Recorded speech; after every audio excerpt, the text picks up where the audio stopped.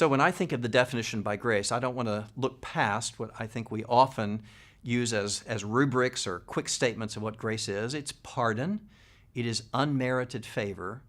But the difficulty is if we start looking for a message of pardon or unmerited favor throughout the Scriptures, then we're going to narrow to a few Pauline passages or an example of Jesus dying on the cross and saying there is unmerited favor, and then we get to lots of other portions of Scripture, and we're not exactly sure what we're looking for.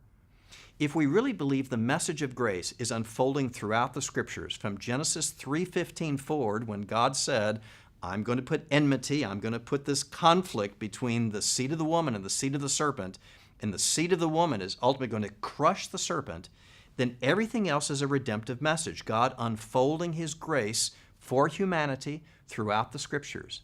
And what's happening is not always this kind of direct statement of, here's my pardon for your sin, or here's the atoning message of my Son to come.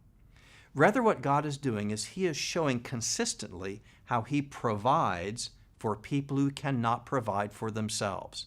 And it's that seed message of grace that is planted and then begins to flourish throughout the Old Testament and comes to full manifest flower in Jesus Christ.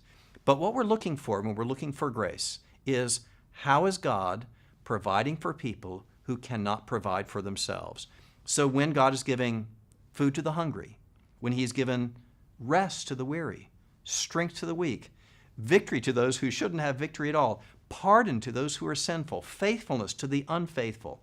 All of these are means by which God's grace is on display and unfolding ever more fully throughout the Bible until it culminates in Jesus Christ. Ultimately, grace is God providing for people who cannot provide for themselves.